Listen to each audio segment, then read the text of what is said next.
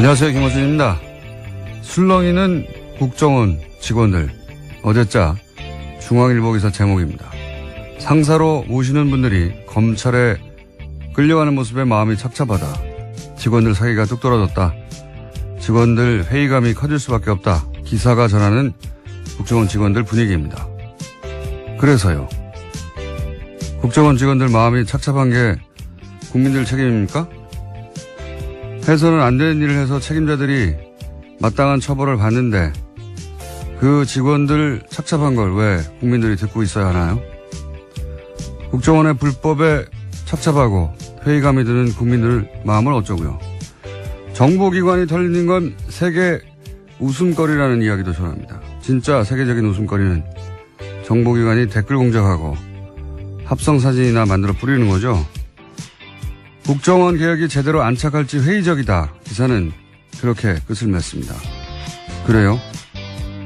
국정원 직원들이 술렁이니까 다른 정권에서 또 바뀔 거니까 어차피 국정원 개혁이 힘드니까 쓸데없는 짓을 한다는 건가요? 아니면 살살 하자는 겁니까? 여기서 접자는 건가요? 이 기사의 목적이 뭡니까? 김어준의 질문이었습니다. 오늘은 자리를 약간 각을 틀어가지고 좀 멀리 가셨네? 네. 아니, 원래 이 정도 거리를 유지했습니다. 저희가요. 네, 거리는 맞는데 각도가 네. 약간. 예. 이 국정원 댓글 공작 얘기 나오는데 댓글 공작하니까 이제 기사에 한두 줄 댓글 쓰는 거다. 이렇게만 물론 그것도 있어요. 근데 그렇게만 생각해서 대단한 게 아니다 이런 인식이 있어요. 실제로 보면. 지금 이명박 전 대통령 쪽에서 그렇게 주장하고 있습니다. 소수다라는 취지의 이야기인데요. 숫자도 적지만 뭐 댓글 좀 단 게 어떠냐 이런 인식이 기본적으로 깔려 있는 거예요. 그거 가지고 무슨 여론이 얼마나 바뀌었겠느냐. 그렇게 아무것도 안 바뀔 거고 효과가 없으면 왜 국정원 사이버사령부 기무사 총동원했겠어요. 아무 효과도 없는데. 예. 그게 아니다. 이게 이제 7년 전쯤에 이 4대 보험 받는 곳에서 댓글 공작을 한다고. 예. 최초로 지적했던 댓글 공작 전문가로서 제가 댓글 공작이 훨씬 더 치밀하고 사악한 거다. 잠깐 예를 들어볼게요. 이게 이명박 박근혜 정권의 주요 선거에서는 모두 다 등장했지만 예를 들어서 2012년 대선을 들어보면 당시 정권 차원에서 가장 절대 과제가 뭐였냐면 문재인 안철수 단일화를 막거나 혹은 그 효과를 최소화하는 거예요. 그걸 위해서 댓글 공작이 한 일을 구체적으로 얘기를 하자면 친문 친한 싸움을 만들어냅니다. 기본적으로 이 댓글 공작하는 곳에서. 그러니까 친문 친한 다 가짜 계정인 거예요. 이 가짜 계정으로 가짜 싸움을 만들어요. 근데 이 계정들이 갑자기 등장하는 게 아니라 사실은 각자에 등장하는 계정도 있지만 오래 키운 계정도 있어요. 예. 키운다고 저는 표현하는데 평상시에는 정상적인 것처럼 활동하는 겁니다. 여러 가지 글도 쓰고 커뮤니티 같은 곳에서. 그런데 이제 이런 싸움을 둘 다 가짜를 만들어가지고 그 내용을 서로 정해놔요. 이쪽에서 이렇게 공격하면 이쪽에서 이렇게 받는 것으로. 그런 내용을 정해놓고 시작합니다. 가짜끼리. 가짜 싸움을 하는 거죠. 그럼 사람들이 진짜 싸움인 줄 알고 이제 같이 댓글을 달고 그 과정에서 지지자들 간의 감정이 상하죠. 이것도 여러 가지 패턴이 있는데 여하간. 본질은 똑같아요. 분열 공작입니다. 분열 공작. 네, 여론을 호도하게 만들는 거죠. 이게 실제 커뮤니티에서만 하는 게 아니라 뭐 트윗도 하고 페이스북도 하고 뭐 카톡도 하고 모든 인터넷 공간에서 하거든요. 이렇게 특정인이나 특정 사안을 특정한 프레임으로 집중적으로 몰아가면 강력해요, 사실. 그래서 여론이 정말 그런 건 줄 아는 댓글은 그 일부에 불과한 겁니다. 이게 다 댓글 공작이라는 단어로 다 묶여서 그런 거지. 이렇게 이간질하고 배척하고 하는 진보 분열 공작은 정말 수도 없이 했어요. 수도 없이. 이런 일이 일어나면 여론에 민감한 정치인들이 가장 먼저 영향을 받고요. 그 다음으로는 진보적인 지식인들도 굉장히 영향을 많이 받아요. 그분들의 이제 정보 여론 수집 창구가 온라인이거든요. 댓글 공작이 원래 심리전단에서 시작한 거잖아요. 적의 적을 심리적으로 붕괴시키고 와해시키고 유린하고 그런 전문가 집단이 기획해서 한 거예요. 이게 댓글이라고 하는 어떤 가벼운 뉘앙스 때문에 별거 아닌 것처럼 취급되는데 그렇지 않습니다. 이 국민들 마음을 가지고 조작하고 예. 굉장히 심각한 범죄예요. 예. 자, 이 부분에 대해서 국정원이 한 일이 엄청난데 그거 외에도 많지만 여기 관해서 이제 수사를 하고 이제 국정원 원장들도 다 지금 박근혜 정부 하에서 국정원장들이 다 구속될 위기에 처해 있잖아요. 예. 네, 지금 현재로서 그런데요. 이게 별거 아닌 것처럼 생각하는 사람들이 기자들 중에도 있는데 대단한 겁니다. 예, 저도 직접적인 피해자입니다. 군 사이버사령부가 단 댓글 기사들 중에서 보면요. 제가 기무사가 단 댓글이 기무사 관련된 지적하는 기사가 있었는데 그 한 장병 같은 경우에 군에 들어가기 전에 자신의 미니홈피에다가 이명박 전 대통령 관련된 짤을 올린 게 있습니다. 예, 짤이라 하면 여기서 예. 뭐 재미있는 사진 같은 예, 것들인데요. 그와 관련해서 기무사가 따로 불려가지고 군에서 그것들을 내리라고 지시한 바가 있는데 그걸 문제라고 기사 쓴 적이 있거든요. 그때 그런 댓글들이 아주 많이 달렸습니다. 기무사가 원래 그런 거 하는 곳이다. 여자라서 뭘 잘 모른다라 했는데요. 이제 와서 보니까 다 돈 받은 댓글 부대들이 쓴 댓글이었더라고요. 이게 타겟이 되면은 기자들 그러니까 개인이 감당할 수 없는 수준의 공격이 와요. 예. 이거 정치인을 타겟해서도 마찬가지고 당하면은 견디기 힘듭니다. 저 같은 사람 빼고. 정말이에요. 이런 프레임을 감당하기 힘들어요. 예, 좀 성찰했습니다. 그때 내가 정말 군을 잘 몰라서 쓴 기사인가 뭐 이런 생각도 좀 했었었는데요. 그렇게 생각할 수밖에 없는데 예. 그게 전망위로 일어난다고 생각해요. 정말 많이 달렸거든요. 그런 게. 정치인들은 금방 넘어가고요. 예. 진보적인 지식인들도 여기 많이 이용됐어요. 예. 어쨌든 이게 별거 아닌 것처럼 하는 다루는 기자들도 정치인도 다 문제예요. 실제 이 실상을 알면 엄청난 겁니다. 지금 드러난 건 빙산의 일각에 불과해요, 사실. 자, 뉴스 합시다. 예, 첫 번째는요. 네, 어제 운영표 전 보건복지부 장관의 2심 선고가 있었습니다. 법원은 삼성물산과 제일모직의 합병 과정에서 청와대 개입이 있었다라고 판단했는데요. 1심에서는 이와 관련된 특별한 판단을 하지 않았는데 2심에서는 판단이 나온 겁니다. 물론 형량 같은 경우에는요. 운영표 전 장관은 1심과 똑같은 징역 2년 6개월이 나왔습니다.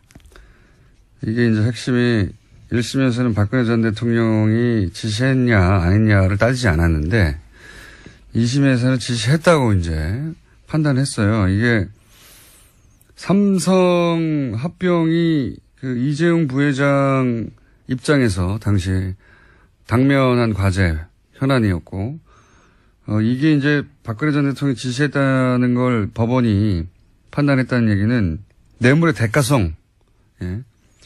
대가성에 해당되는 건데 이걸 대통령이 지시했다고 판단했으니까 이제 큰일 난 거는 이재용 부회장이에요. 재판은 문영표 전 복지부 장관 재판이지만 제가 보기에 여기서 가장 큰 영향을 받는 것은 이재용 부회장입니다. 예. 어떡합니까 이거? 예. 현재 2심이 계속 진행되고 있습니다. 이재용 부회장 같은 경우에도요. 이제 어쨌든 한쪽 고리, 예. 뇌물의 대가성에 해당되는 이재용 부회장의 현안을 대통령이 지시했다라고 재판부가 판단했으니까 가장 큰 영향을 받는 건 제가 보기엔 이재용 부회장이고 어떡하죠? 큰일 났네요 그쪽에선. 네, 그런 뉴스입니다. 자 다음 뉴스는요. 네, 어제 이화여대 학사비리 관련된 2심 선고도 있었는데요. 최순실 씨는 1심과 같은 징역 3년을 선고받았습니다. 그 밖에 이화여대 교수 등도 모두 감형 없이 1심과 똑같은 선고를 받았는데 어제 재판부는 최순실 씨에게 이렇게 이야기했습니다. 부모로서 자녀에게 원칙과 규칙 대신 강자의 논리와 승자의 수사부터 배우게 했다라고 비판한 겁니다. 네, 뭐 이건 뭐 당연한 이야기라 그런 뉴스가 있었다고 짚는 것으로 이제 마무리하고 넘어가죠. 다음 뉴스는요. 네, 이명박 정부 자원외교 관련된 뉴스가 또 나왔는데요. 오늘 아침 서울신문이 보도했습니다. 멕시코 볼레오 강산 투자가 이미 수조 원대 손실이 나고 있는데 그럼에도 불구하고 제대로 된 검증 없이 계속해서 굴러가고 있어서 2조 원 가까이 세금이 문제가 되고 있다라는 건데요. 이제까지 회수한 돈은 2천억 원에 불과하다라고 합니다. 아, 이거 자원 외교는 정말 늪과 같은 사안들인데 그중에 대표적인 것들이 이제 캐나다 사례가 있고 이 볼레오 광산도 어처구니가 없는 사안이에요. 이거 좀 들여다보면 그 초기에는 지분 투자만 한다고 그랬거든요. 근데 나중에 부도가 납니다. 지분 투자를 했는데 광산이 부도가 나요, 부도가. 부도가 나는데 부도가 난 걸 숨깁니다. 숨기고 나서 거꾸로 어떻게 대응하냐면 그때 손 털고 나왔어야 되는 건데 아예 사업 운영권을 인수한다고 해요. 예. 지분만 참여했다가 나중에는 인수한다고 하는데 그 중간에 부도를 맞이합니다. 예. 그 대목부터 처음부터 이상했지만 여기서부터는 엄청난 돈이 들어가요. 처음에는 지분 투자했다가 나중에 사업권을 운영권을 인수하면서 그리고 이게 미국의 은행이 회계가 불분명하다고 손 털고 나가는 사업이었거든요. 거기를 들어가는 거예요. 게다가 초기에 몇 불이었죠? 많습니다. 하여튼 엄청난 액수가 크니까 엄청난 액수 초기 특히 9천억 불인가요? 예. 그때 들어가는 돈들은요. 이 돈이 광산에 들어갔는지 아닌지 확인할 수가 없어요. 왜 확인할 수가 없냐면 부도가 났잖아요. 그러니까 이 회계가 불투명하고 실제 이 볼레오 현장 회계팀에서 이 돈이 들어왔는지 안 들어왔는지 자료가 없어요. 감사도 할 수 없어요. 이 돈이 제대로 쓰여졌는지 안 쓰여졌는지. 근데 여기다 2조를 더 한다는 거 아닙니까? 왜냐하면 우리가 물려있거든요, 여기에. 네, 지금 그런 상황이어서요. 현재 의원 입법을 통해서 광물공사 자본금을 2조에서 4조 원으로 늘리는 안까지 국회에 제출된 상태라고 합니다. 왜냐하면 안 그러면 공사. 예. 공사라는 건 국가가 보증하는 거 아닙니까? 공사가 망하게 생겼거든요. 공사가 망하게 생겼으니까 자본금을 늘려줘야 돼가지고. 왜냐면, 이거 하다하다. 이거 따로 한번 해야 되겠네요, 볼려. 예. 이거는 수많은 사람이 잡혀 들어가야 되는 사건이에요, 이거. 정말. 광물공사가 이제, 광물공사. 나라가 망하지 않았는데 공사가 망하게 생겼어요. 그런 상황에 처해 있습니다. 네. 이 사업 자체가 이 거대한 사기가 아닌 한 이런 일이 벌어질 수는 없는, 누구랑 하죠? 저희 한번, 요산을 집중적으로 팔 만한, 전문가를 모시고 이게 얼마나 어처구니없는지 한번 따져보기로 하겠습니다. 이건 저는 사기라고 봅니다, 그냥. 사기가 아니라 이런 일이 벌어질 수 있나 싶은 어처구니없는 일들이 많이 벌어졌어요. 예. 이 볼레오 건은 저희가 따로 특별히 시간을 빼서 시간을 진행하겠다고, 코너를 진행하겠다고 예고하고 다음으로 넘어가죠. 네, 이명박 전 대통령의 측근인 임태희 전 대통령 비서실장이 있는데요. 당시 국정원의 연예인 블랙리스트를 직접 보고받았다라는 오늘 아침 경향신문 보도가 있습니다. 해당 문건이 나온 건데요. 2011년 7월 무렵에 국정원이 작성한 등록금 집회 참가 연예인 신원사항 등과 같은 내용들이 있습니다. 여기에는 김여진 씨, 김규리 씨, 김미아 씨, 신해철 씨, 윤도현 씨와 같은 사람들의 이름이 쓰여 있는데요.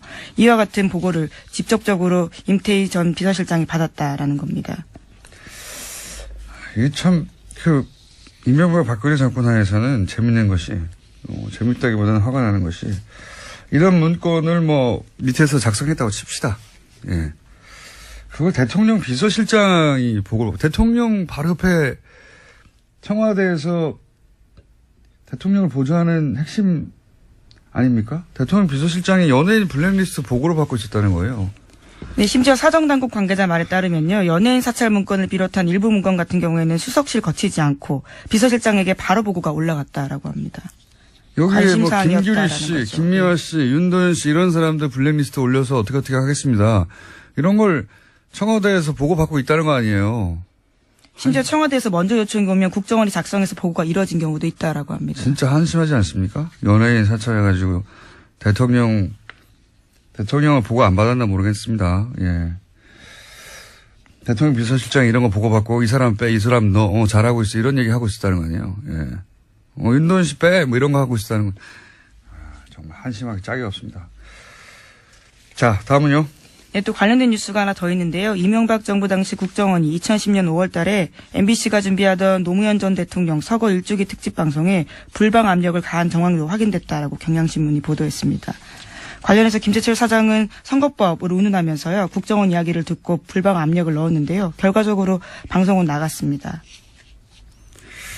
이걸 국정원은 어떻게 할까요? 예. PD가 특정 프로그램에서 어떤 방송을 준비하고 있다. 국정원이 미리 알았으니까, 예. 연락했을 거 아닙니까? 사장한테. 국정원이 이제 이런 시사방송 하는 PD들도 평소에 사찰하고 있지 않고서야 이런 아이템을 알 수가 없죠. 예. 그 사찰, 아니 뭐 연예인들 사찰해가 대통령 비서실장한테 보고하는데, 예. 웬만한 주요 프로그램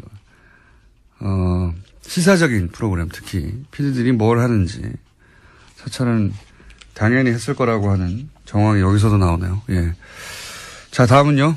네, 바레인 방문 중인 이명박 전 대통령이요. 어제 페이스북에 자신의 이야기를 좀 올렸습니다. 강연 전문을 올린 건데요. 그 내용들이 좀 눈길을 끕니다. 자신의 어머니가 어려서부터 자기에게 열심히 일해야 한다. 정직하고 성실하게 살아야 한다면서 그러면 하나님께서 기회를 주실 것이다. 라고 해서 그렇게 말씀하셨다라는 내용을 썼습니다. 어머님이 아들이 정직하지 않을까 봐 걱정이 많으셨나 봅니다. 이런 말씀을 많이 하셨다니까. 훌륭한 어머님이시네요. 네, 이명박 전 대통령 같은 경우에는 가훈이 정직이라고도 알려져 있어서요. 네.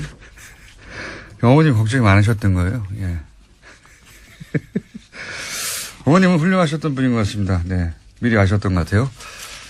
자, 시간이 1분 정도 남았다. 네. 저희 PD가 예. 제스처를 하네요. 네, 무엇을 먼저 하면 좋을까요? 제목만 읽고 축축 지나가죠. 예. 네, 국민의당과 바른정당 간의 이른바 중도통합 움직임이 속도를 내고 있습니다. 그래서 어제 안철수, 유승민 두 대표가 비공개로 통합 방식과 형태를 논의하면서 만났습니다. 네, 속도 안 납니다. 자, 다음은요. 네, 도널드 트럼프 미국 대통령이 진짜 미치광이인지 북한이 미국의 한반도 전문가들에게 물어봤다고 미국의 정치 전문 매체 폴리티코가 보도했습니다. 여기서 미치광이는 not이라는 영어 단어인데요. 이렇게 해석했습니다. 예, 꼭 미치광이라는 뜻은 아니지만, 예. 이거 사실 미국 사회에서 주요한 질문입니다. 최근에 부상하고 있는 미국의 정신과 전문의들이 한 27명 모여가지고 똑같은 얘기를 하고 그걸 책으로 내고 그래서 뭐 베스트셀러도 되고 최근 미 의회에서도 대통령의 핵 권한, 전쟁 개시 권한을 축소해야 된다, 제한해야 된다 진행하고 있거든요. 그러니까 결국은 트럼프 대통령의 지금 정신 건강이 전 세계를 멸망시킬 수도 있는 핵무기 버튼을 막힐 만큼 안정적인가. 이 질문을 정치권에서도 미국 정신의학에서 하고 있어요. 네, 네. 뉴스 공장을 다 들었는지 이 사람들이. 외교 테이블에서도 굉장히 중요하게 다뤄진다는 건데요. 북한 쪽에서는 트럼프 대통령이 미치광이인지 아니면 단순히 신용하는 것인지 알고 싶어 한다라는 겁니다. 북한만 궁금한 게 아니라 전 세계가 궁금하고 특히 미국 정치권과 정신의학계에서 이 질문을 계속하고 있습니다. 최근에. 그래서 뉴욕타임즈 베스트셀러도 됐어요. 예. 이 책 한번 소개해야 되겠네요. 자세히. 예. 자, 그런 이야기들 오가고 있습니다. 오늘은 여기까지 하겠습니다. 시사인의 김은지였습니다. 감사합니다. 네이버의 문제. 네. 저희가 꾸준히 관심을 가지고 다뤄왔던 사안입니다. 그런데 이제 지지난주였던가요? 예. 이 문제를 오랫동안 이야기하셨던 그리고 기사로 쓰셔서 네이버에서 처음으로 기사 재배치가 있었다. 외부 청탁에 의한 인정하게 만드셨던 분이죠. 저희 방송에서 나오셨던 박동희 엠스플 뉴스 대표 기자. 오늘 다시 한번 스튜디오에 나오셨습니다. 안녕하십니까. 네, 안녕하세요. 예. 지난번에 나오셔가지고 이제 외부 청탁에 의해서 네이버 기사 재배치가 있었다는 이야기. 네네. 물론 지면으로는 쓰셨지만 네네. 예, 엠스풀 이라고 하는 엠스풀 뉴스가 큰 매체는 아니잖아요. 그렇습니다. 그래서 그렇게 널리 퍼져나가지 않았던 뉴스였는데 네네. 뉴스공장에 나오신 다음에 전화 좀 받으셨을 것 같은데. 꽤 많이 받았습니다. 네, 여기저기 더 출연해달라는 제안도 많이 왔었는데요. 그거 말고 협박 같은 네. 건 없어요. 너 죽을래? 이런 거. 실질적으로 회사에 들어오는 게 있었죠. 네, 그렇군요. 불이익 같은 게 있었죠. 네. 네. 여러 가지. 네. 네. 네. 고소당하고 싶냐? 서초동 자주 드나들고 싶어? 이런 이야기에 가까운. 그런 일이 있었을 거라고 봐요. 예. 그런데 거기서 그치지 않고 이제 한 방을 더 하시려고 나오셨어요. 예, 오늘은 어떤 이야기입니까? 네, 네이버의 외부 청탁은 기사 재배치는 이미 기사화됐고 또 뉴스공장을 통해서도 많은 분에게 알려졌는데요. 예.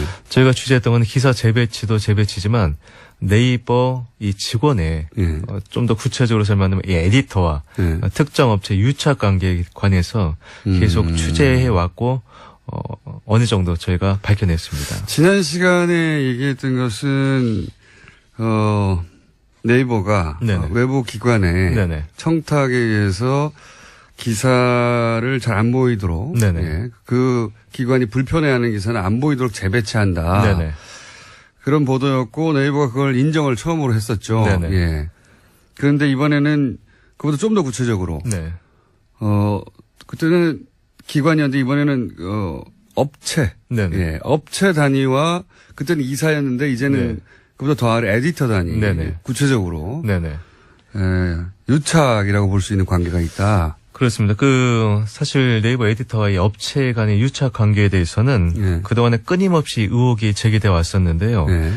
네이버가 저희 보도 나가기 전까지 기사 재배치 그런 건 있을 수 없다라고 했습니다만 기사 나가자마자 바로 사과를 하고 인정을 했었거든요. 예. 근데 이 업체와 에디터 간의 이 부적절한 관계에 대해서 만약에 다시 한번 보도가 된다면 네이버가 어떤 반응을 볼지 모르겠는데요.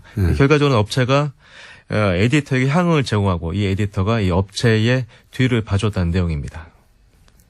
그렇군요. 네. 자, 이게 그러면은 훨씬 상시적일 수 있는 사안인데. 네네. 그렇죠. 네. 예. 청탁을 해서 기사 재배치가 있었다는 건 문자로 잡아냈지 않습니까? 그렇습니다. 네. 그때는 구체적인. 그래서 인정할 수밖에 없었던 사안인데 에디터는 뭘 할 수 있는 사람들이죠? 기사 재배치를 할 수 있는 사람들. 그렇습니다. 네. 아, 그렇군요. 네네. 기사 재배치나 기사가 잘 보이게 안 보이게 일면에 이런 걸 할 수 있는 권한을 가진 사람들. 그렇습니다. 편집 권한을 가지고 있다고 보시면 좋을 것 같습니다. 네, 막강한 권한을 가진 사람들인데 이 에디터와 특정 업체와 유착 관계. 네. 그게 밝혀지면 그러면 기사 노출에 대한 신뢰도, 공정성. 네네. 당연히 큰 문제가 생기는 거죠. 그렇죠. 이 기사 재배치가 어떻게 보면 언론 농단이라고 보게 된다면 이 만약에 이 업체와 에디터 간의 관계가 이 부적절한 관계가 사실로 드러나게 된다면 이거는 글쎄요. 포털의 거대 권력이 언론을 떠나서 이제 본인들의 자사 이익과 직원 이익을 위해서 이 포털의 공정성을 이용한다고 봐도 포털의 힘을 이용하는 거죠. 예. 포털은 이미 대한민국에서 가장 강력한 미디어니까요. 네네. 이건 예를 들어서 편집장. 네네. 예. 조선일보 편집장. 네. 혹은 주요 일간지 편집장이 특정 업체로부터 지속적으로 향을 제공받아서 거기 유리한 기사를 썼다. 이러면 큰 사회적 문제가 되거든요. 그럼요. 예. 네. 그런 것과 마찬가지 맥락의 일인데 구체적으로 어떤 일이 있었습니까? 네, 의혹이 불거진 건 네이버 자동차 섹션입니다. 이 네이버 자동차 섹션 이 모 에디터가 유명 수입차 홍보 대행사로부터 시승을 핑계로 짧게는 반년, 길게는 반년, 짧게는 5일 이상씩 차를 빌려 탔다는 소문이 업계에 싹 퍼져 있었는데요. 시승을 반년 동안 해요? 네, 근데 고마운 곳이네요, 홍보 대행사가. 예. 근데 시승차라고 하니까요. 근데 한술 더 떠서 이 업체 대표 차를 이 에디터가 자기 와이프 차로 속이고 1년가량 탔다라는 제보가 들어왔거든요. 6개월 정도도 아니고 어떤 거는 아예 와이프 차라고 하고 아예 시승차를 1년 동안 제공받기도 했다. 그렇습니다. 그리고 한술 더 떠서 이 자동차 업계 관계자들이 이 에디터가 집으로 부르면 집에 찾아가서 이 파티를 열기도 했다고 하는데요. 아주 많은 관계자가 이 집에 찾아갔다고 합니다. 막강한 힘이네요. 예. 그러니까 그러니까 업체 한 곳이 아니라 여러 업체들이. 네네. 예. 그러면서 그 업체들이 자신들의 차량을 이렇게 시승차라는 명목으로 짧게는 며칠, 길게는 6개월 혹은 1년도 제공하고. 네네. 아주 좋네요. 너무 친해서 그런 거 아니에요, 그냥? 근데 이게 재미난 게요. 이게 만약에 이 사람이 기자라고 한다면, 현직 기자라고 한다면 시승을 할 수 있겠죠. 왜 시승일을 써야 되니까. 근데 이 네이버 자동차 에디터 이 모 씨는 네이버 입사 전까지는 자동차 전문 기자였습니다만 네이버 입사 이후로는 그렇진 않거든요. 네이버 직원이잖아요. 직접 시승해서 시승기를 쓴 적은 한 번도 없다. 네, 근데 본인이 저희가 찾아가서 물어봤죠. 네. 이 시승차를 이렇게 오랫동안 타고 또 네이버 에디터 굳이 그 특정 업체 시승차를 탈 필요가 있느냐. 본인 역시도 제가 그 차를 시승한 건 사실이지만 시승기는 쓴 바가 없다. 네, 그러니까 이게 직무 연관성은 관계가 없지 않느냐. 아하. 얘기를 하는데 그렇다면 왜 시승차를 굳이 6개월 1년씩 탔냐. 네. 차가 좋아서 시승하라고 제공해 주니까. 그리고 사실관계는 확인이 된 겁니까? 네, 6개월 1년 이런 말씀 하신 거예요? 제가 취재를 해봤는데요. 특히나 이 대차를 많이 해준 곳이 이 독일 수입차 브랜드가 많았습니다. 그렇겠죠, 아무래도. 네네. 네. 왜냐하면 디젤 게이트 이후에 제가 업계를 취재해보니까 아무래도 이 브랜드 이미지를 개선하기 위해서 전방위적인 노력을 했다라고 하는데요. 저희가 이 길게는 6개월 정도 차를 이 대차 이 시승차로 줬다는 그 이 독일 브랜드를 찾아갔는데 시승차를 빌려준 적은 있다. 6개월은 아니고 10일 정도 된다라고 해서 저희가 그러면 서류를 좀 볼 수 있냐 했더니 관련 서류가 있긴 한데 보여드릴 수는 없다. 네, 그런 얘기를 했는데 더 저희가 석연치 않았던 건 뭐냐면요. 이 독일 이 자동차 브랜드가 큰 문제가 됐던 이 수입차 브랜드였었는데 이 업계에서는 언제부터인가 이 브랜드의 긍정적인 이미지의 포스나 기사들이 네이버에 많이 등장했다. 많이 등장했다. 네네, 이런 얘기가 들렸습니다. 이게 그럼 6개월간 혹은 뭐 1년 가까이 이렇게 시승차를 특정 차를 계속 시승했다는 것은 제보를 받고 이제 취재를 시작하신 거죠? 네, 제보를 받고 취재를 했고요. 근데 제보 중에서 뭐 틀린 것도 많이 있으니까요. 그래서 저희가 여러 자료나 서류를 다 취합을 하고 직접 대면 취재를 했었는데요. 제가 이 사건에서 가장 큰 문제는 이제 수입차 브랜드지만 이 업체 대표의 차를 본인이 몰고 다녔다는 의혹이었었는데요.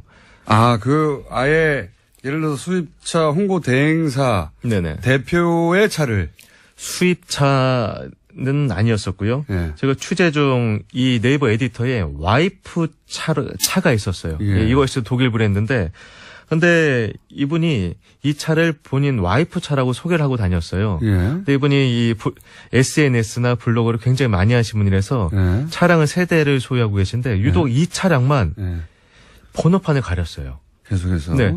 다른 사람 지인이 이 에디터 와이프의 차를 찍었을 때도 본인 블로그가 있는데도 이상하게 이 차만 다 포토샵 처리가 돼 있었습니다. 그게 뭐 부인의 사생활 보호로 해서 그럴 네네. 수 있는데. 네. 예, 그런데. 네, 저희도 그렇게 생각을 했는데요. 예. 취재 결과 이 에디터 이 와이프의 차는 이게 이 유명 자동차 오디오 장착업체 대표의 차였습니다.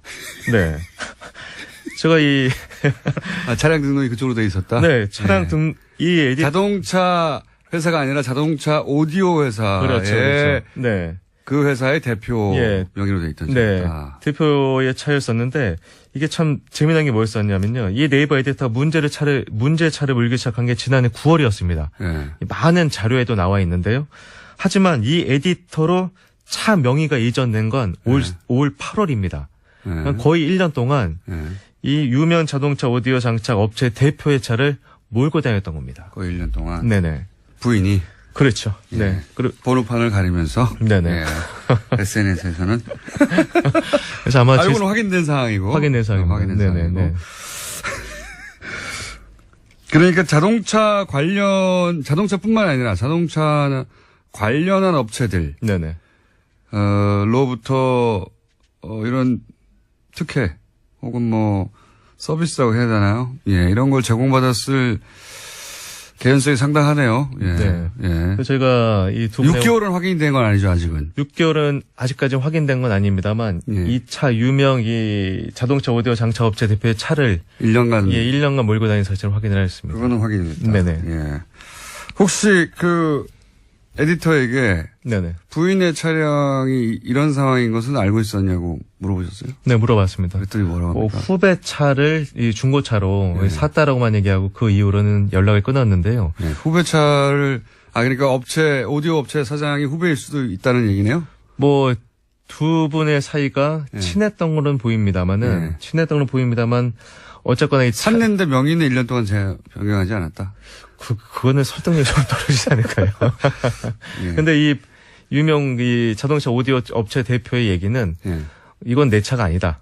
나도 시승만 했을 뿐이다. 전혀 모른다. 네, 이런 답변을 들려줬습니다. 네. 그분 말이 사실이라면 누구 네네. 말이 맞는지 모르겠지만 네. 오디오 업체 사장님의 말이 맞다면 본인 명의로 샀지만 사실은 차량을 시승만 하고 제공했다. 네네. 이렇게 볼 정황이네요. 근데 이게 이 김영란법 이후로 네. 이 자동차 매체 기자들도 48시간 이상 시승차를 탈 수 없거든요. 네.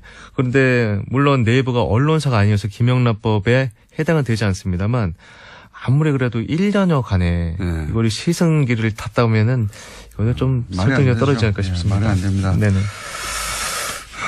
그런 구체적인 상황이 좀 나왔군요. 예. 근데 지금은 자동차 관련 섹션만 얘기하고 있습니다만 네네. 구체적으로 잡힌 게 그거라서 다른 분야도 이런 의구심을 가져볼 만한데요. 네네. 예. 그 다른 분야 얘기하기 전에 그러면 대가성이 있느냐? 네네. 보통 이제 정치권에서 나오는 얘기인데 그런 얘기를 할 때 그런 업체나 혹은 그런 브랜드의 자동차들이 네이버에서 긍정적으로 혹은 자주 노출되었다는 게 확인돼야 되잖아요. 그렇습니다. 그것도 입증하기는 쉽지 않습니다. 예. 그렇습니다. 이 업체 대표가 뭐 차를 그냥 줬을 리는 없을 거고요. 예. 네. 대가가 있지 않았을까 한번 확인을 해봤습니다. 예. 저희가 취재하는 과정에 이 업체 대표가 이 포스트란 걸 작성합니다. 이 포스트가 뭐냐면 페이스북이랑 비슷하다고 보시면 되는데요. 페이스북과 비슷한. 네네. 그 페이스북과 블로그가 좀 합쳤다라고 볼 수가 있는데 네이버가 네이버만의 서비스인가 보죠? 그렇습니다. 네. 네. 근데 이 업체 대표가 작성한 포스트를 네이버 자동차 섹션에 올리게 되면 네. 사람들이 많이 볼 수 있는 곳에 이 에디터가 배치했다라는 의혹을 지금 받고 있는데요. 이 두 분 사이가 뭐 친했다 손 쳐도 네. 이 그건 또 상관없는 얘기죠. 그렇죠. 네네. 이 네이버 에디터가 이 특정 업체 차 대표차를 몰고 다니기 시작한 시점부터 네. 이 업체 대표의 이 포스트가 네. 이 네이버 자동차 주요 부분에 더 자주 배치된 것만은 제가 확인을 하였습니다. 네. 캡처도 자주 하셔야 되겠는데. 민원연과 같이 작업을 좀 해보셔야 될 것 같아요. 영광입니다. 민원연은 초 단위로 네네. 캡처하기 시작했거든요. 네네. 예, 이게 포탈은 어마어마한 생태계라서 네. 시간이 좀만 지나도 네. 어떻게 되는지 기록을 찾을 수가 없어요. 그렇습니다. 예, 그래서 네. 초 단위로 기록해야 됩니다. 그래서 네네. 모조리 다 캡처해놓고 언제 무슨 일이 있을지 모르거든요. 네네. 그래서 되돌아가가지고 몇 월 며칠 날 몇 시부터 몇 시까지 무슨 일이 있었지 네네. 캡처한 거를 확인해야 네. 비로소 입증할 수 있으니까요. 그 의혹을. 당사자들은 그럼 물론 사실이 아니라고 하겠네요. 그죠? 네네. 그렇습니다. 자, 이런 이야기를 하기 시작하면, 네. 무척 곤란한 처지에 처하실 수도 있겠습니다. 여러모로. 네네. 그런 징후가 보이고 있습니까? 뭐, 네이버가 워낙 큰, 예. 거대 권력이잖아요. 예. 네, 그렇기 때문에 저희가 요즘에 좀 힘든 점이 많은 것이 이제 제가 작은 언론사고 예. 또 열심히 기사를 쓰긴 합니다만 그 기사의 노출 빈도가 떨어지거나 하게 되면 혹시 이게 보복성이 아닌가 예. 이런 느낌을 좀 받을 수도 있고요. 네, 스스로. 그리고, 네. 그냥 기사가 인기 없어서 그럴 수도 있어요.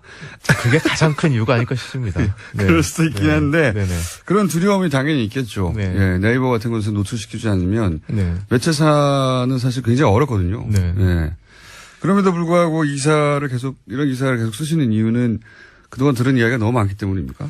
그동안 취재했던 내용이 너무 많고요. 그리고 요번에 네이버 한석수 대표가 구글을 새로운 프레임으로 삼아서 예. 또 이제 구글이 바로 서야 된다 이런 식으로 말씀하고 계시잖아요. 예. 구글 세금 문제도 얘기하고 네네네. 예. 구글을 공격하는 것으로 네. 예. 근데 그 전에 기사 재배치 건도 네. 저희가 취재를 오랫동안 했기 때문에 네이버 한성수 대표 분명히 알고 있었고 네. 이 건 역시도 네이버 이 법무팀이나 홍보팀의 이 취재 내용이 들어간 것으로 알고 있는데 그렇겠죠. 네, 네이버 홍보실 렌처까지 단 한 번도 답변을 한 적이 없습니다. 무려 7개월 동안 네. 단 한 차례도 답변을 들려주지 않았는데 저희가 네이버 내부 관계자로부터 들은 거는 저희가 작은 실수를 범했을 때 네. 바로 역공에 들어오기 위해서 답변을 그렇겠죠. 주지 않는 것이라고 했는데요. 그렇겠죠. 당연히. 네, 저는 이 모든 사건의 몸통이 한송숙 대표라고 보고 있고요. 그 네. 이야기를 지난번에도 하셨는데 네네. 그 두 차례나 이제 네이버 대표님을 직접 거론하셨기 때문에 네네. 왜 그렇게 생각하시는지 다음에 말씀해 주시죠. 알겠습니다. 예.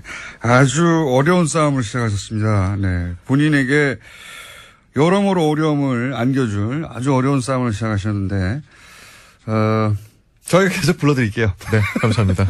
저희가 계속 불러드리겠고, 오늘은, 요 사안까지만 하겠습니다. 앞으로도 뭐 많다고 하는데, 예. 네이버의 특정 에디터가, 업체와 유착이 의심된다. 예. 그쪽으로부터 제공받은 차량을 이용한 정황이 있고 네네. 일부는 확인하였다. 네네. 네. 그 대가로 포스트라고 하는 서비스가 더 자주 혹은 잘 보이도록 노출된 정황도 있다. 네네. 네. 이 대목을 오늘 짚으셨고요. 한 1, 2주마다 한 번씩 나오셔야 될 것 같기도 합니다. 아, 그럼 저의 영광입니다. 오늘은 여기까지만.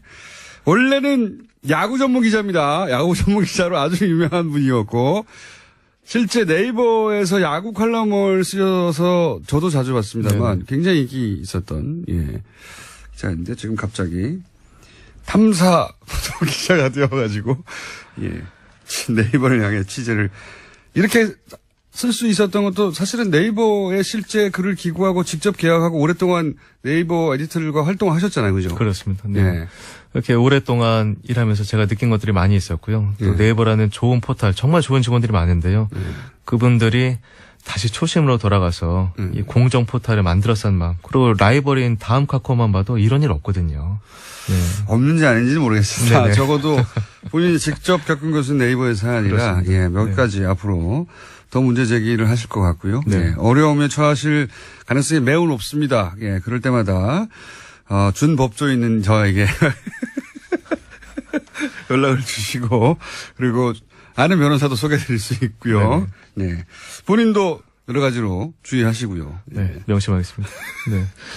자, 오늘은 여기까지 하겠습니다. 네, 다음 시간 예약해두고 지금까지 엠스프레 박동희 대표 기자였습니다. 감사합니다. 네, 고맙습니다.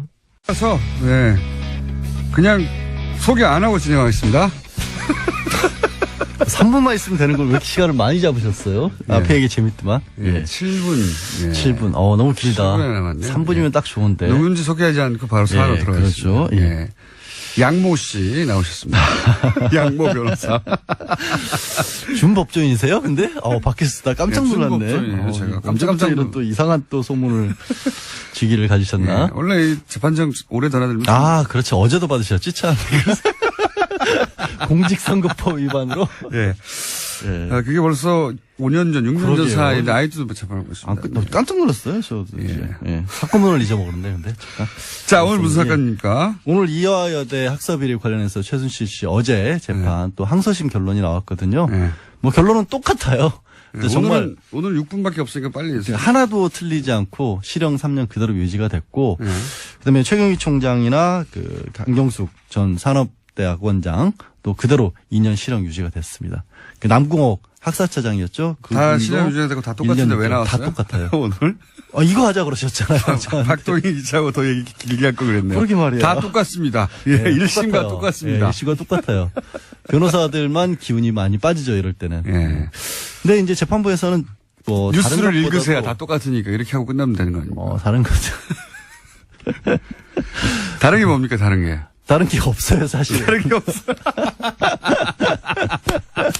다른 게 없다고 합니다. 다른 게 없어요.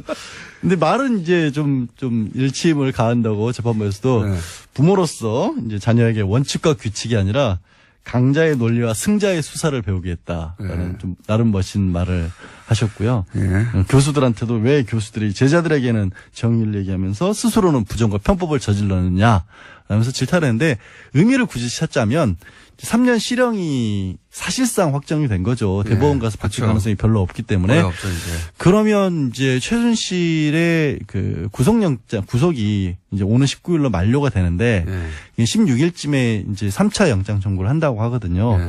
그 영장실질심사에서 영장실질심사라는 판사 입장에서는 3년 실형이 확정된 사람이기 때문에 영장을 발부해 줄 가능성이 훨씬 높아졌다라는 거죠. 그렇죠, 뭐, 사실. 네. 실형도 확정. 너무 뻔한 얘기인가요, 이것도? 아, 전문 피의자 입장으로서 피고인 입장으로서 너무 뻔한 얘기인데 하여튼. 모르는 얘기를 좀 해주세요. 예, 모르는 얘기.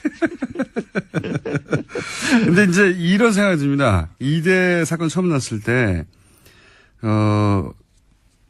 전면 부인했거든요. 그렇죠. 예, 그 교수님들 다 전면 부인하고, 그 다음에 청문회 나와서도 사실은 다 위증했죠. 아, 하나 새로운 얘기가 나왔네요. 네. 그러니까. 그 최경희 총장하고 남궁건 차장이 청문회에서 네. 다 모른다, 안 만났다고 부정했던 부분들이 1심에서는 무죄였는데 네네. 그 부분도 유죄로 바꿨습니다. 위증으로. 예. 네. 근데 물론 형량이 달라지진 않았고요. 예. 근데 위증으로 판단했다는 게 이제 달라진 건데. 네, 예. 그렇소.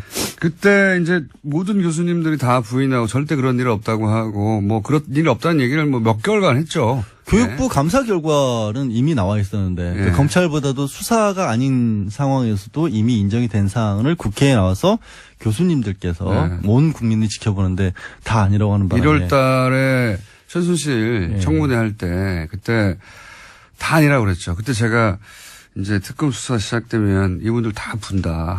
그때 우리도 경고를 했었잖아요. 이렇게 예. 특검하고 교육부하고 많이 다르다. 학교에 사실은 일대로 하다간 큰일 난다. 취조실 들어가시면 예. 다 이때 사실 교수님들 이런 게 있거든요. 본인들이 항상 학생들이나 누군가를 대상으로 가르치고 본인들이 가르치는 것에 대해서 이제 반론을 제기받는 경우가 드물고. 그때 제가 예. 그런 얘기 들었었죠.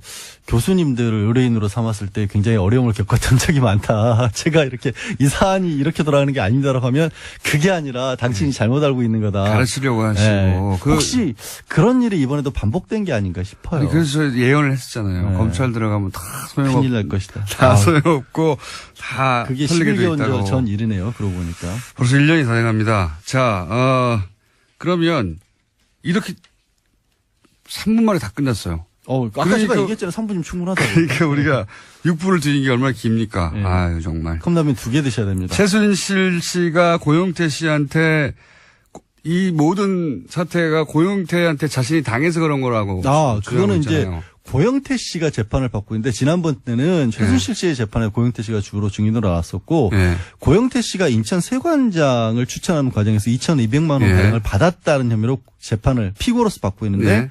최순실 씨가 증인으로 나온 겁니다. 예. 그렇게 증인으로 나오다. 증인으로 안 안 나오는 분이. 본인은 예. 안 나오려고 그랬는데 예. 이 얘기를 합니다. 법정에서.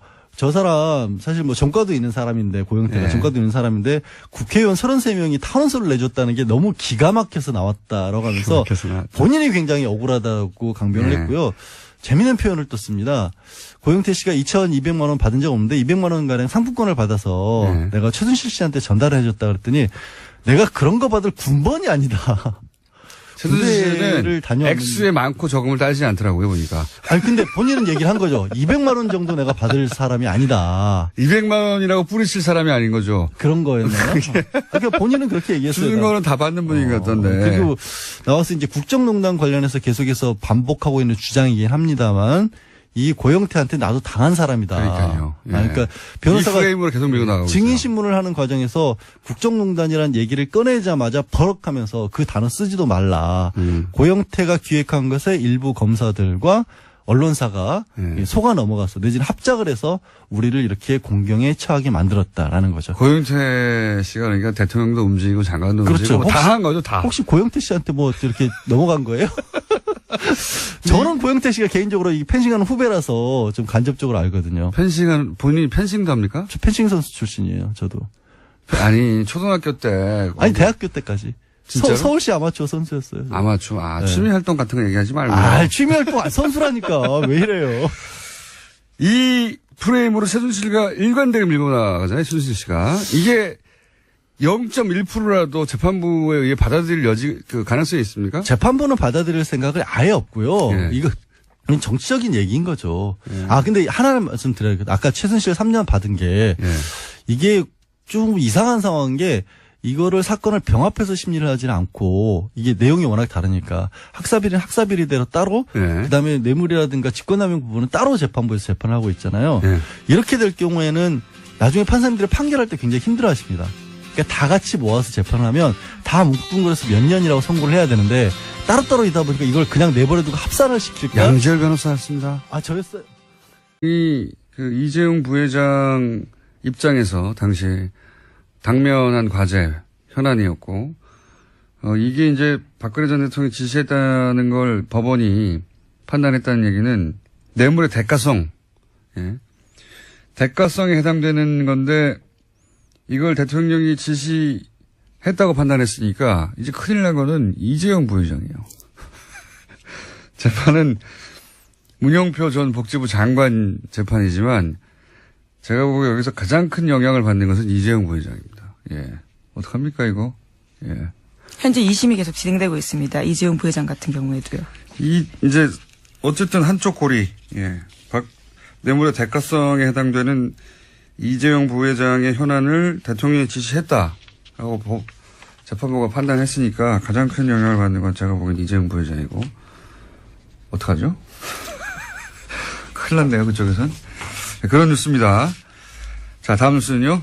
네, 어제 이화여대 학사비리 관련된 2심 선고도 있었는데요. 최순실 씨는 1심과 같은 징역 3년을 선고받았습니다. 그 밖에 이화여대 교수 등도 모두 감형 없이 1심과 똑같은 선고를 받았는데 어제 재판부는 최순실 씨에게 이렇게 이야기했습니다. 부모로서 자녀에게 원칙과 규칙 대신 강자의 논리와 승자의 수사부터 배우게 했다라고 비판한 겁니다.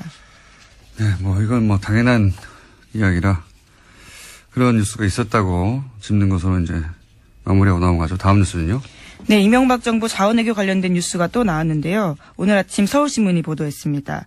멕시코 볼레오 강산 투자가 이미 수조 원대 손실이 나고 있는데 그럼에도 불구하고 제대로 된 검증 없이 계속해서 굴러가고 있어서 2조 원 가까이 세금이 문제가 되고 있다라는 건데요. 이제까지 회수한 돈은 2천억 원에 불과하다라고 합니다.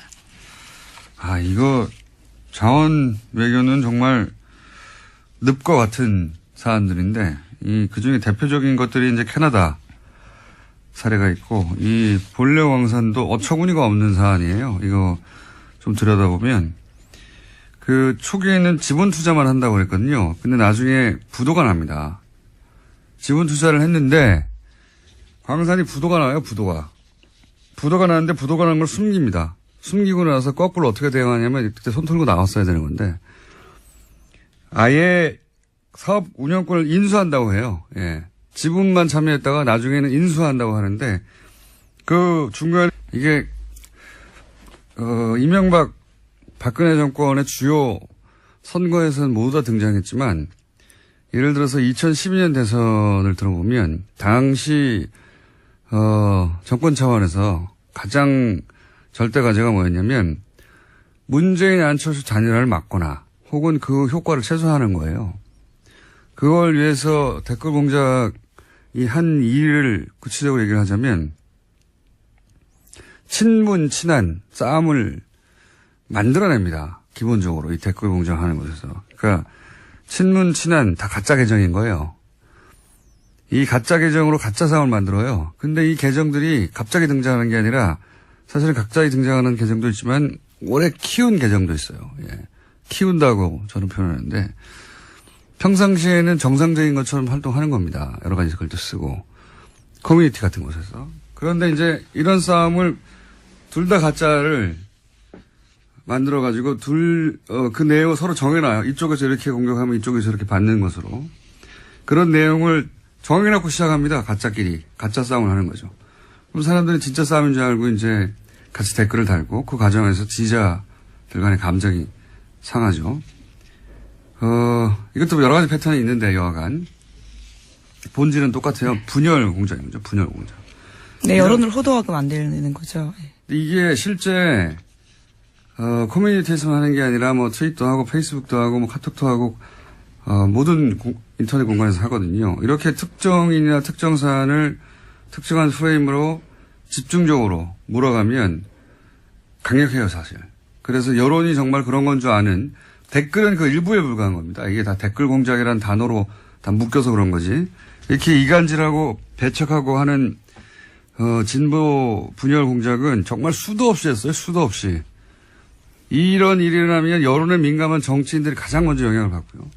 그 다음으로는 진보적인 지식인들도 굉장히 영향을 많이 받아요. 그분들의 이제 정보 여론 수집 창구가 온라인이거든요. 댓글 공작이 원래 심리전단에서 시작한 거잖아요. 적을 심리적으로 붕괴시키고 와해시키고 유린하고 그런 전문가 집단이 기획해서 한 거예요. 이게 댓글이라고 하는 어떤 가벼운 뉘앙스 때문에 별거 아닌 것처럼 취급되는데 그렇지 않습니다. 이 국민들 마음을 가지고 조작하고 굉장히 심각한 범죄예요. 자, 이 부분에 대해서 국정원이 한 일이 엄청난데 그거 외에도 많지만 여기 관해서 이제 수사를 하고 이제 국정원 원장들도 다 지금 박근혜 정부 하에서 국정원장들이 다 구속될 위기에 처해 있잖아요. 네, 지금 현재로서 그런데요.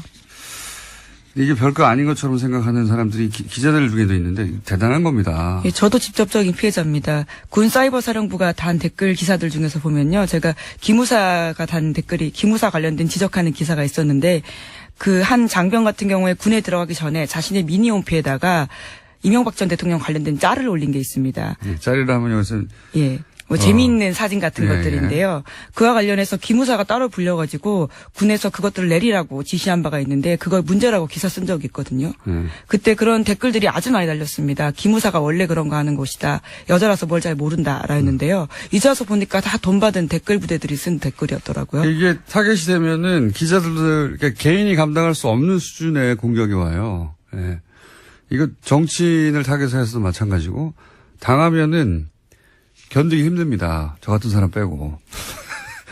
정말이에요. 이런 프레임을 감당하기 힘들어요. 예, 좀 성찰했습니다. 그때 내가 정말 군을 잘 몰라서 쓴 기사인가 뭐 이런 생각도 좀 했었었는데요. 그렇게 생각할 수밖에 없는데 예. 그게 전망위로 일어난다고 생각해요. 정말 많이 달렸거든요. 그런 게. 정치인들은 금방 넘어가고요. 예. 진보적인 지식인들도 여기 많이 이용됐어요. 예. 어쨌든 이게 별거 아닌 것처럼 하는 다루는 기자들도 정치인도 다 문제예요. 실제 이 실상을 알면 엄청난 겁니다. 지금 드러난 건 빙산의 일각에 불과해요, 사실. 자, 뉴스 합시다. 예, 첫 번째는요. 네, 어제 운영표 전 보건복지부 장관의 2심 선고가 있었습니다. 법원은 삼성물산과 제일모직의 합병 과정에서 청와대 개입이 있었다라고 판단했는데요. 1심에서는 이와 관련된 특별한 판단을 하지 않았는데 2심에서는 판단이 나온 겁니다. 물론 형량 같은 경우에는요. 문영표 전 장관은 1심과 똑같은 징역 2년 6개월이 나왔습니다. 이게 이제 핵심이 1심에서는 박근혜 전 대통령이 지시했냐 안 했냐를 따지지 않았는데 2심에서는 지시했다고 이제 판단했어요. 이게 삼성 합병의 부도를 맞이합니다. 예. 그 대목부터 처음부터 이상했지만 여기서부터는 엄청난 돈이 들어가요. 처음에는 지분 투자했다가 나중에 사업권을 운영권을 인수하면서 그리고 이게 미국의 은행이 회계가 불분명하다고 손 털고 나가는 사업이었거든요. 거기를 들어가는 거예요. 게다가 초기에 몇 불이었죠? 많습니다. 하여튼 엄청난 액수가 크니까 엄청난 액수 초기 특히 9천억 불인가요? 예. 그때 들어가는 돈들은요. 이 돈이 광산에 들어갔는지 아닌지 확인할 수가 없어요. 왜 확인할 수가 없냐면 부도가 났잖아요. 그러니까 이 회계가 불투명하고 실제 이 볼레오 현장 회계팀에서 이 돈이 들어왔는지 안 들어왔는지 자료가 없어요. 감사도 할 수 없어요. 이 돈이 제대로 쓰여졌는지 안 쓰여졌는지. 근데 여기다 2조를 더 한다는 거 아닙니까? 왜냐하면 우리가 물려 있거든요, 여기에. 네, 지금 그런 상황이어서요. 현재 의원 입법을 통해서 광물공사 자본금을 2조에서 4조 원으로 늘리는 안까지 국회에 제출된 상태라고. 왜냐하면 안 그러면 공사. 예. 공사라는 건 국가가 보증하는 거 아닙니까? 공사가 망하게 생겼거든요. 공사가 망하게 생겼으니까 자본금을 늘려줘야 돼가지고. 왜냐면, 이거 하다다. 이거 따로 한번 해야 되겠네요, 볼려. 예. 이거는 수많은 사람이 잡혀 들어가야 되는 사건이에요, 이거. 정말. 광물공사가 이제 광물공사 나라가 망하지 않았는데 공사가 망하게 생겼어요. 그런 상황에 처해 있습니다. 네. 이 사업 자체가 이 거대한 사기가 아닌 한 이런 일이 벌어질 수는 없는 누구랑 하죠? 저희 한번 요산을 집중적으로 팔 만한 전문가를 모시고 이게 얼마나 어처구니없는지 한번 따져보기로 하겠습니다. 이건 뭐 저는 사기라고 봅니다. 그냥 사기가 아니라 이런 일이 벌어질 수 있나 싶은 어처구니없는 일들이 많이 벌어졌어요. 예. 이 볼레오 건은 저희가 따로 특별히 시간을 빼서 시간을 진행하겠다고 코너를 진행하겠다고 예고하고 다음으로 안녕하세요. 김호준입니다. 술렁이는 국정원 직원들 어제자 중앙일보 기사 제목입니다. 상사로 모시는 분들이 검찰에 끌려가는 모습에 마음이 착잡하다. 직원들 사기가 뚝 떨어졌다. 직원들 회의감이 커질 수밖에 없다. 기사가 전하는 국정원 직원들 분위기입니다. 그래서요. 국정원 직원들 마음이 착잡한 게 국민들 책임입니까? 해서는 안 되는 일을 해서 책임자들이 마땅한 처벌을 받는데 그 직원들 착잡한 걸 왜 국민들이 듣고 있어야 하나요? 국정원의 불법에 착잡하고 회의감이 드는 국민들 마음을 어쩌고요. 정보기관이 털리는 건 세계 웃음거리라는 이야기도 전합니다. 진짜 세계적인 웃음거리는 정보기관이 댓글 공작하고 합성사진이나 만들어 뿌리는 거죠. 국정원 개혁이 제대로 안착할지 회의적이다. 기사는 그렇게 끝을 맺습니다. 그래요? 국정원 직원들이 술렁이니까 다른 정권에서 또 바뀔 거니까 어차피 국정원 개혁이 힘드니까 쓸데없는 짓을 한다는 건가요? 아니면 살살 하자는 겁니까? 여기서 접자는 건가요? 이 기사의 목적이 뭡니까? 김어준의 질문이었습니다. 오늘은 자리를 약간 각을 틀어가지고 좀 멀리 가셨네? 아니, 원래 이 정도 거리를 유지했습니다. 저희가요. 예, 거리는 맞는데 각도가 네. 약간. 예. 이 국정원 댓글 공작 얘기 나오는데 댓글 공작하니까 이제 기사에 한두 줄 댓글 쓰는 거다. 이렇게만 물론 그것도 있어요. 근데 그렇게만 생각해서 대단한 게 아니다 이런 인식이 있어요. 실제로 보면. 지금 이명박 전 대통령 쪽에서 그렇게 주장하고 있습니다. 소수다라는 취지의 이야기인데요. 숫자도 적지만 뭐 댓글 좀 단 게 어떠냐 이런 인식이 기본적으로 깔려 있는 거예요. 그거 가지고 무슨 여론이 얼마나 바뀌었겠느냐. 그렇게 아무것도 안 바뀔 거고 효과가 없으면 왜 국정원 사이버사령부 기무사 총동원했겠어요. 아무 효과도 없는데. 예. 그게 아니다. 이게 이제 7년 전쯤에 이 4대 보험 받는 곳에서 댓글 공작을 한다고. 예. 최초로 지적했던 댓글 공작 전문가로서 제가 댓글 공작이 훨씬 더 치밀하고 사악한 거다. 잠깐 예를 들어 볼게요.